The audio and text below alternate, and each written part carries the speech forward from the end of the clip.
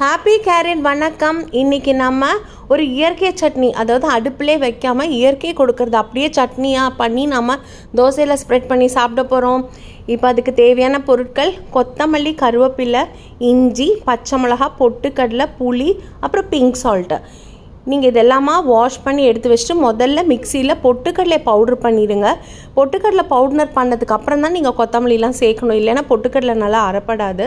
அதுக்கப்புறமா நீங்கள் கொத்தமல்லி, கருவேப்பிலை, புளி, இஞ்சி எல்லாம் போட்டுட்டு தண்ணி ஊற்றி நீங்கள் மிக்சியில் அரைச்சிங்கன்னா இந்த டெக்ஸ்சரில் வரும். உங்களுக்கு தேவைன்னா கருவேப்பிலையை குறைச்சிட்டு கொத்தமல்லி ஜாஸ்தி பண்ணிக்கோங்க, இல்லைன்னா கொத்தமல்லியை குறைச்சிட்டு கருவேப்பிலை ஜாஸ்தி பண்ணிக்கோங்க.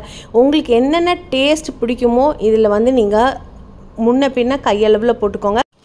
சுவையில் நீங்கள் இந்த சுவைகளை முன்ன பின்ன சேர்த்திக்கோங்க.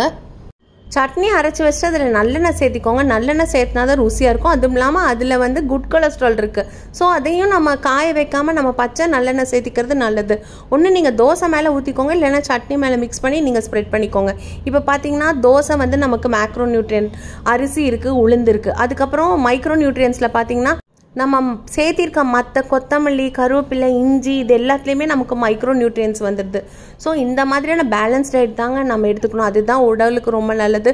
உணவே மருந்து, மருந்தே உணவு. ஒரு தோசை எடுத்துக்கிட்டாலும் 130 கலோரி தாங்க இருக்கும். இதை நீங்கள் ஆரோக்கியமாக சாப்பிடுங்க. நீங்களும் இதே மாதிரி செஞ்சு சாப்பிடுங்க. நன்றி, வணக்கம்.